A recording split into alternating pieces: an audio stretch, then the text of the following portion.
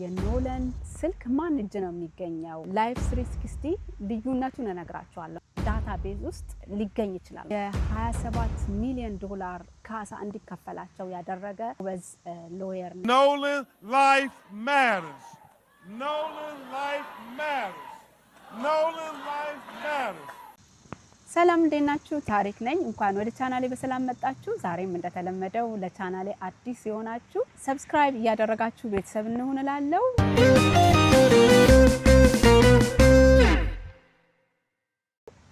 ኖለን ሁላችንም እንደምናውቀው የ18 ዓመት ልጅ ተማሪ አትሌት ነበረ። ከጓደኞቹ ጋር ጁላይ 4 ለማክበር ትራቭል ካደረገ በኋላ በዛው ሞተው ተገኝቷል። የአሟሟቱን ሁኔታ የሚሲሲፒ ፖሊስ በውሃ ሰጥሞ የመሞት አደጋ ቢልም ብዙዎቹ አልተቀበሉም። እንግዲህ ብዙ ወደ ጉዳዩ የሚያቀርቡ ኤቪደንሶች ቢገኙ ምንም የተደረገ ነገር የለም። በዛም ምክንያት ጉዳዩ መቋጫ አልተገኘለትም ማለት ነው። ዛሬ 3 ጉዳዮችን ወደ እናንተ ይዤ ቀርብ ያለው አንደኛው ስለ ታዋቂው የኖለን ቤተሰቦች ጠበቃ እና እንደዚሁም ደግሞ የኖለን ጓደኞች ስለቀጠሯቸው 2 ታዋቂ ሎየሮች የምነግራችሁ ይኖረኛል። በሁለተኛ ደረጃ ደግሞ የኖለን ስልክ ማን እጅ ነው የሚገኘው የሚለውን እሱን አብረን እናያለን። ብዙ ሚስጥሮችን የያዘው የኖለን ስልክ በአሁን ሰዓት በማን እጅ ላይ ይገኛል የሚለውን እናያለን። እንደዚሁም ደግሞ በሶስተኛ ደረጃ አንድ ዊትነስ ተገኝቷል። በሆርን አይላንድ የነበረችና ስለ ኖለን አይቻለው ያለችውን ነገር በሶሻል ሚዲያ አውጥታለች። ብዙዎችም መነጋገሪያ አድርገውታል። እሱን እናያለን ማለት ነው። አብራችሁ ከኖለን ሞት በኋላ የኖለን ቤተሰቦች የቀጠሩት ታዋቂ ሎየር እሱም ቤን ክራምፕ እንግዲህ በአሜሪካ በጣም ታዋቂ የሲቪል ራይት ጠበቃ ነው። በጣም ጎበዝ ጠበቃ ነው። እንግዲህ ሁላችንም እንደምናስታውሰው በ2020 በሚኒያፖሊስ በነጭ ፖሊስ አንገቱን ተረግጦ የተገደለው የጆርጅ ፍሎይድን ሁላችንም እናስታውሳለን። የሱ ጠበቃ የነበረ ነው። እንግዲህ እሱና ቤን ክራምፕ እና ቲሞቹ እንግዲህ በዛን ወቅት ብዙ ትግል አድርገዋል። ብዙ ህጎች እንዲሻሻሉ አድርገዋል። እንደዚህም ደግሞ ለጆርጅ ፍሎይድ ቤተሰቦች የ27 ሚሊዮን ዶላር ካሳ እንዲከፈላቸው ያደረገ በጣም ታዋቂ ጎበዝ ሎየር ነው የያዙት። እሱም አሁን ለኖለን በጣም ብዙ ነገር እየሞገተ ጀስቲስ እየጠየቀ ያለ ሎየር ነው። በጣም ጎበዝ ነው። ብዙዎች የሚተማመኑበት እሱም ለኖለን ጠበቃ በመሆኑ ብዙዎች የተደሰቱበት ጠበቃ ነው። Now let's say it so his family will know they are not alone. Justice for Nolan Wells. So I want you to stand to your feet and let them know that Nolan life matters. Nolan life matters. Nolan life matters. Nolan's life matters. Nolan's life matters. Nolan's life matters. ብዙዎች የኖለንን ኬዝ በመያዙ በጣም ደስተኛ ናቸው። ምክንያቱም ከሚሰራቸው ስራዎች ብላክ ኮሚኒቲ በጣም የተወደደ ሰው ነው። ይሄ እንዳለ ሆኖ እንግዲህ የኖለን ጓደኞች ደግሞ የያዟቸው 2 ጠበቆች አሉ። እነሱም ቴይለር ኮክስ እና ኤድዋርድ ፓልትዚክ ይባላሉ። እንግዲህ ኤድዋርድ በተለይ ብዙዎቹ የሚጠሩት ሊትል ኤዲ እያሉ ነው የሚጠሩት። እሱም የቀድሞ የትራምፕ ሎየር ነበረ። በተለይ ደግሞ ብዙዎቹ የሚያስታውሱት በሲቢኤስ ኒውስ 60 ሚኒት በሚባለው እንደዚሁም ደግሞ በኒውዮርክ ታይምስ ላይ በተከፈተ ከባድ ክስ ላይ ዶናልድ ትራምፕን ወክሎ ሲከራከርና ጥብቅና ሲቆም የነበረ ሰው ነው። ብዙዎች በሱ ያውቁታል። እንደዚሁም ደግሞ ከባድ የሆኑ ኬዞችን በመያዝ ይታወቃል። እንግዲህ የኖለን ጓደኞች እነዚህን የመሳሰሉ ከባድ ሎየሮችን ነው የያዙት ማለት ነው። እነሱም እንግዲህ ካሁኑ በብዙ ሚዲያዎች ላይ የወጡ ልጆቹ ንጹህ ናቸው፣ ልጆቹ ምንም ወንጀል የለባቸውም እያሉ እየተናገሩ ነው ያሉት። እዚህ የኖለን ጓደኞች እነዚህን ጠበቃዎች መቅጠራቸው እንግዲህ በጣም ሀብታሞች እንደሆኑ ያሳያሉ ማለት ነው። እንግዲህ የኖለን ቤተሰቦች ደግሞ ጎፈንድሚ ተከፍቷል። ይሄንን ለጠበቆች የሚሆን እንደዚሁም ደግሞ በዚህ ከባድ ሁኔታ ላይ ሲያልፉ ለሚያስፈልጋቸው አንዳንድ ወጪዎች የሚሆን ጎፈንድሚ ተከፍቷል እነሱን ለመርዳት። በዚህም 17000 የሚሆኑ ሰዎች ተሳትፈዋል። በዛም ደግሞ ወደ $859,000 ተሰብስቧል ማለት ነው። እና ብዙ ሰው እየደገፈ ነው ያለው እነሱን። እንደዚሁም ደግሞ ታውቃላችሁ ታዋቂ ሰዎች ታይለር ፔሪ እና ጓደኞቹ እንደዚሁም ሌሎች ታዋቂ ሰዎች የኖለንን የቀብር ስነ ስርዓት በማስፈጸም እንደዚሁም ደግሞ ለአውቶፕሲ ምርመራ የሚሆን እነሱን ድጋፍ አድርገዋል እና ሰው በጣም ሰፖርት እያደረጋቸው ነው ያሉት።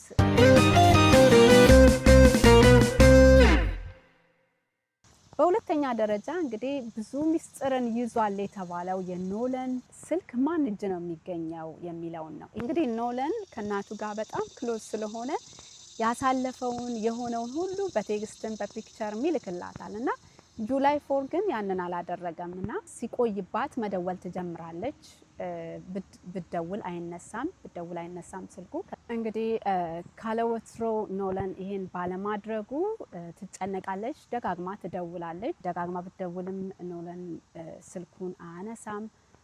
ከዛ በኋላ ግን ጓደኞች ደውለው ከነሱ ጋር እንዳልተመለሰ እንደዚሁም ደግሞ ኬቲ ከምትባል ልጅ ጋር እዛ እንደቀረ ይነግሯታል። በፍጹም ያልተቀበለችው ነገር ነበረ። ከዛ ቀጥታ ወደ አብሮ አደግ ጓደኞቹ ወደ ጄቫን ጋር ትደውላለች። ከእናታቸውም ጋር በጣም ክሎዝ ጓደኛ ናት። ልጆቹም ጄቫን አብሮ አደግ ናቸው፣ ጥቁሮች ናቸው።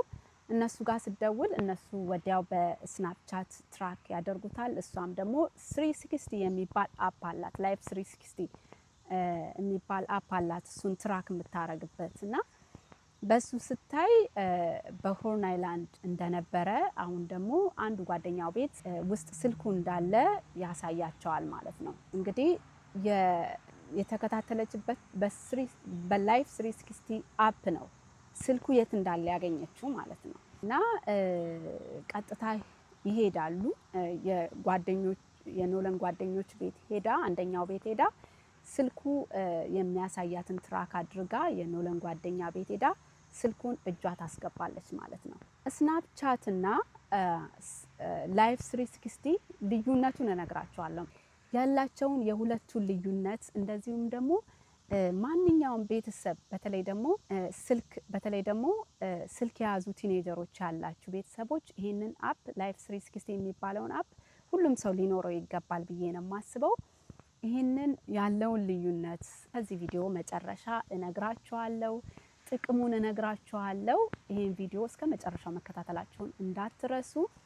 በላይፍ 360 አፕ ተከታትላ ያንን ትራክ አድርጋ ስልኳን እጇ አስገባች ማለት ነው። ስለዚህ አሁን ስልኩ ያለው የኖለን ስልክ ያለው የኖለን ቤተሰቦች ጋር ነው ማለት ነው እና ጠበቆች ጋር ነው ያለው ማለት ነው። ስለዚህ ይሄ በጣም በጣም ትልቅ ነገር ነው። ከፖሊስ ቀድማ እጇ ማስገባቷ ይሄ ላይፍ 360 አፕ ስላላት ነው። ከፖሊሶች ቀድማ እጇ ያስገባችሁ ማለት ነው። እንግዲህ አሁን ብዙ መረጃ ይገኝበታል ተብሎ የሚታመነው የኖለን ስልክ ነው ማለት ነው። ስለዚህ አሁን ያለው የኖለን ቤተሰቦች ጋር ነው ማለት ነው። ምንም እንኳ የሚሲሲፒ ፖሊስ በ48 ሰዓት ውስጥ ስልኩን ለፖሊስ እንድታስረክቡ ብሎ ቢነግርም እነሱ ግን በሚሲሲፒ ፖሊስ እምነት ስለሌላቸው ስልኩን እንደማይሰጡ አስታወቁ ማለት ነው። እንግዲህ የኖለን ቤተሰቦችና ቲሙ የኖለን ጠበቆች ያስማማናል ያሉትን መግለጫ አውጥተዋል ማለት ነው። እሱም ምንድነው? መግለጫው በጽሁፍም እንደዚሁም ደግሞ በቪዲዮም ነው የለቀቁት። የጋራ ምርመራ ወይም ጆይንት ፎረንሲክ ምርመራ ስለማድረግ ነው። እሱም ምንድነው? የቤተሰቡ የህግ አማካሪና የሚሲሲፒ ዲስትሪክት አቶርኒ በአንድ ላይ ሄዶ ምርመራውን እንዲያደርግ ነው። የቤተሰቡ የህግ ቡድንና የሚሲሲፒ ዲስትሪክት አቶርኒ አንድ ላይ በመሆን ዲጂታል ፎረንሲክ ምርመራ እንዲያደርጉ ነው። ለአንድ ጊዜ ብቻ አንድ ላይ ሆነው እንዲያደርጉ ማለት ነው። በዚህም የሚገኙት ብለው ያወጡት አንደኛ የቤተሰቡ ዲጂታል ፎረንሲክ ባለሙያ እንደዚሁም የአቃቢ ህግ ተወካዮች እንደዚሁም ደግሞ FBI እነዚህ ሶስቱ በተገኙበት ለአንድ ጊዜ ብቻ የሚደረግ የዲጂታል ፎረንሲክ ምርመራ እንዲደረግ ነው የተስማሙት ማለት ነው። እስቲ የሰጡትን የመግለጫ ቪዲዮ አይተን እንመለስ። Jackson County DA's office, as well as our forensic team, and possibly the FBI, we're going to together download and examine the phone. So it's done one time with everybody together, right? This is very common in the law. This is what is supposed to happen. We are waiting for the DA to determine the time, the place, the date. Let us know, and we are going to be there with our forensics team and anybody else, but it's done one time, one examination. We're ready for it to happen. እንግዲህ የዲጂታል ፎረንሲክ አስፈላጊነት ምንድነው? የኖለን እናት ክርስቲና ስልኩን በተቀበለችበት ወቅት ቶሎ ያየችው ፒክቸሮቹ በዛ ጊዜ የነበሩት በዛ ቀን በጁላይ 4 የተነሳቸው ፒክቸሮች ጠፍተዋል፣ ሜሴጆች ጠፍተዋል። ብዙ ዴሊት የተደረጉ ነገሮች ነበሩ። ዴሊት የተደረጉ ምስሎች፣ ሜሴጆች ስለነበሩ ያ ነው ደግሞ በጣምም አጠራጣሪ የነበረው ማለት ነው። ሶ እነዚህን ለማግኘት ማለት ነው እንግዲህ የፎረንሲክ ምርመራው አስፈላጊነት።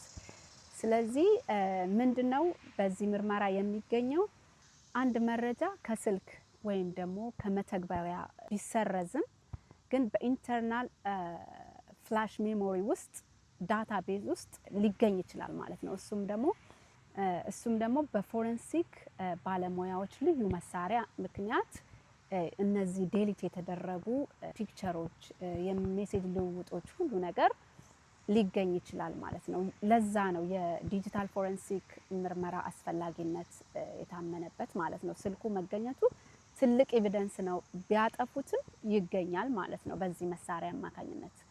እንደዚሁም ደግሞ ለቴክኖሎጂ ኩባንያዎች ለፌስቡክ፣ ለቲክቶክ፣ ለስናፕቻት፣ ለላይፍ 360፣ ለዋትስአፕ ለሁሉም የተላከ ትዕዛዝ አለ። እነሱም ደግሞ በዚህ ስልክ በኖለን ስልክ የተደረጉ የምስል፣ የቪዲዮ፣ የሜሴጅ የሁሉንም ማስረጃዎች አውጥተው ቀጥታ እንዲልኩ እንዲያስረክቡ ትዕዛዝ ወጥቶባቸዋል ማለት ነው። እንግዲህ እነዚህ የተሰረዙ መረጃዎች ከወጡ በጁላይ 4 በኖለን ምን ሀፕን እንዳደረገ ማወቅ ይቻላል ማለት ነው።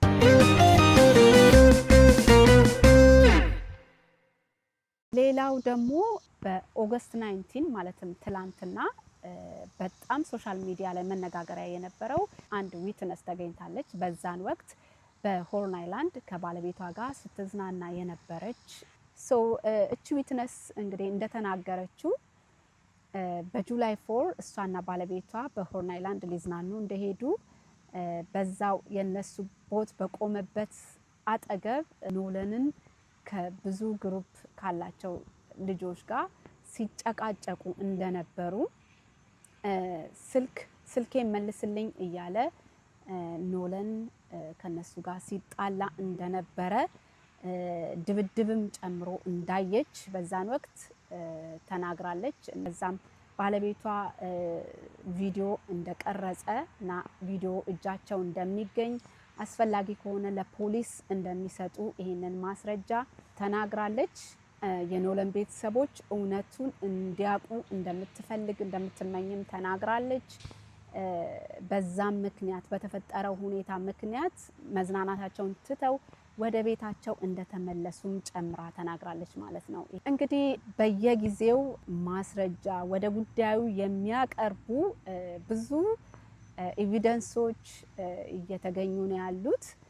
እንግዲህ ይህ ሁሉ ማስረጃ ባለበት የኖለን ጓደኞች በግድያ ወንጀል ምርመራ እንዴት እንደማይደረግባቸው ብዙዎችን ግራ ያጋባ ጉዳይ ነው። እኛም እንግዲህ ፍትህ ብዙ ራዕይ ለነበረው ለ18 ዓመቱ ወጣት ኖለን ይገባል።